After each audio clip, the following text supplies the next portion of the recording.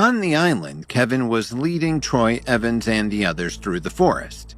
Dustin expressed skepticism about the fact that Kevin had not yet been able to locate the other members of the Foundation. Eventually, Troy told Kevin to take his men and lead the way, and to report back to him when they found them. Kevin feigned trepidation at this order before leading Dalton, Steele, and the others away.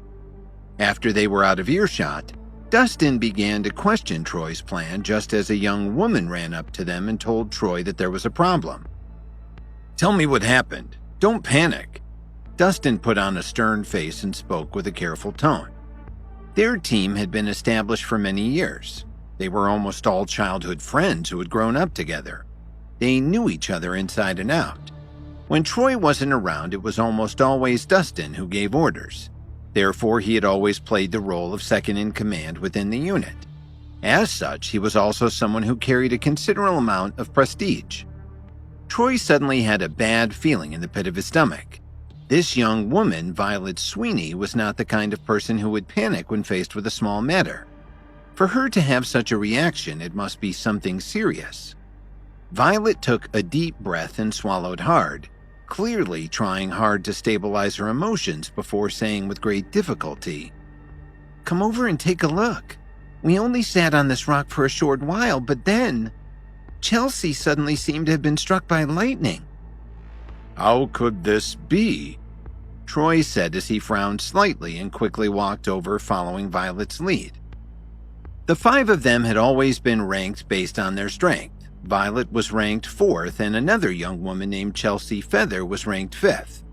At that moment, the third male member of their team was checking on Chelsea's condition. "What's going on?" Troy asked anxiously. "It's a bad situation. Chelsea is basically catatonic. Some kind of energy invaded her body as she had just suddenly been struck by lightning. She's completely unresponsive," the young man answered truthfully. His combat strength had never been very strong, and he had always played a supporting role on the team. "How could someone be struck by lightning on a sunny day?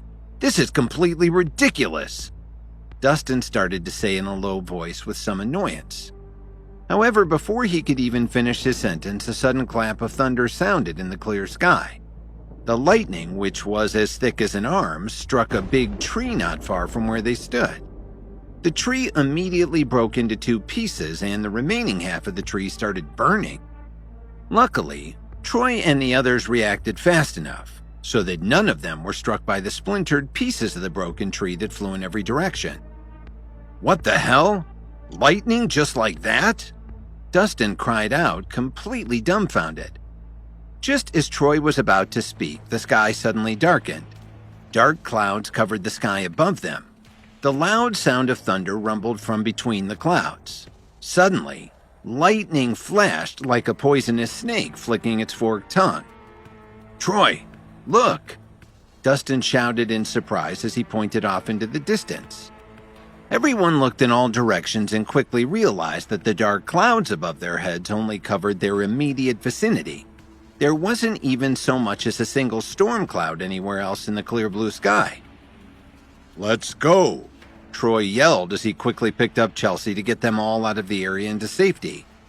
At that moment, he did not care at all whether Kevin could find the other members of the Foundation or not. Although their collective power base was by no means low, they were still very far from having the ability to fight against Mother Nature. Faced with such a destructive force, even the high and mighty Troy Evans didn't dare to confront it head-on. Just as they were about to escape from the range of the dark clouds overhead, more than 10 lightning bolts fell from the sky and struck the ground around them in the blink of an eye. Troy's reaction was really fast. He released a surge of energy that formed a protective wall around all of them. The lightning seemed to have taken on a mind of its own and was apparently very dissatisfied with their attempt to escape. Dozens of lightning bolts fell from the sky and landed around them in all directions, forming what looked like a natural cage that surrounded Troy and the others. At the same time, in a big tree not far away, Kevin was sitting on a thick tree branch. His feet kept shaking, and he was looking at Troy and the others with a smile on his face. "What a pity. If the lightning was a little faster, it would have hit Dustin, Kevin said with a gloating tone. That guy is always so annoying. I should really teach him a lesson, Dalton said as he stared at the cage formed by the lightning. Sebastian Young and the other two who were sitting in another tree looked at each other. They saw deep shock on each other's faces. It was clear to all of them now that it was best not to provoke Kevin. This was the only thought in their minds right now. Mr. Williams, what did you use to create this? Can you kill all of them? Clyde Davis asked carefully, even changing the way he addressed Kevin. They could all tell that Kevin was obviously full of evil tricks. Even if you were always on guard against him, you would fall into his trap at some point in time. Who said I was going to kill them? This can only temporarily borrow the power of thunder and lightning to trap them. Kevin glanced at Clyde Davis and said indifferently, Do you really think that level 5 warriors are so easy to kill? How long can it keep them trapped like this?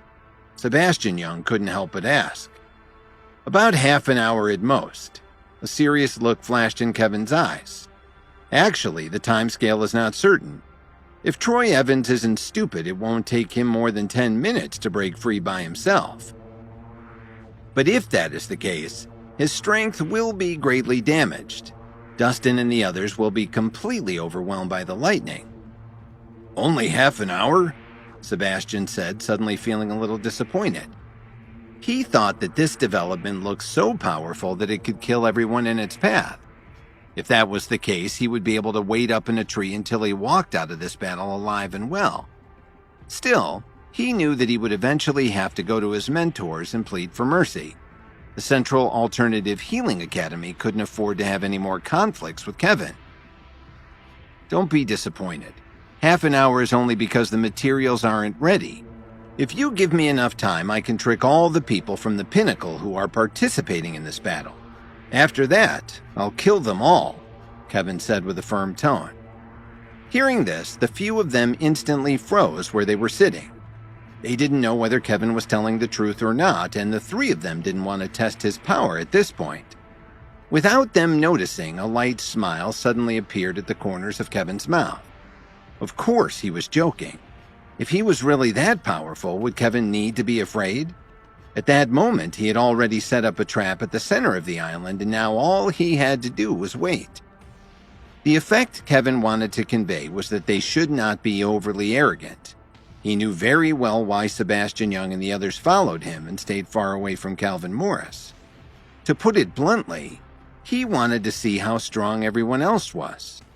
Kevin didn't believe that the school Sebastian Young and the others belonged to were truly so powerful that they couldn't be easily rattled. As long as he could scare the three of them, the rest would become much easier to handle.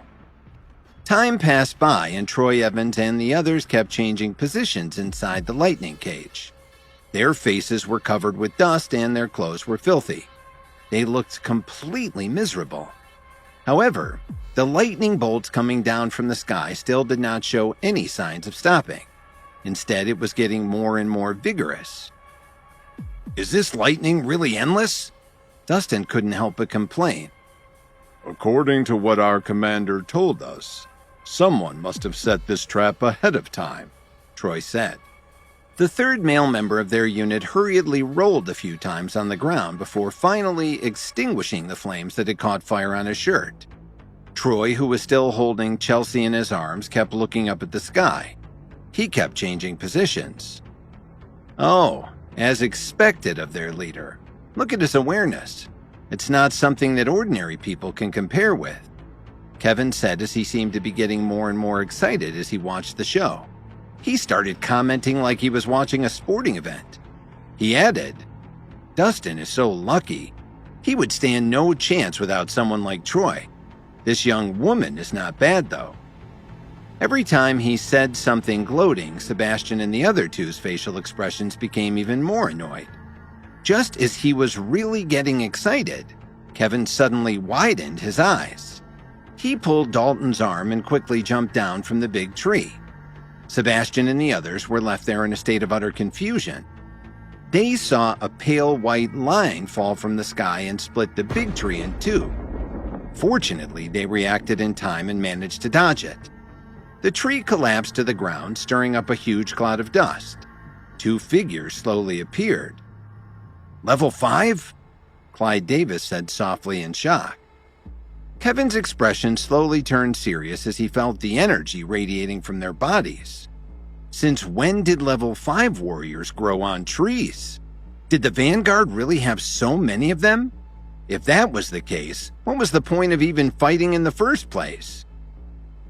Ants of the Foundation, do you really think it's safe to hide in a tree? The man in white in front of them said coldly with disdain. Who the hell are you? Not only did you sneak attack us, but now you even dare to insult us? Dalton's violet temper was immediately aroused. Allow me to introduce myself, the man in black slowly said.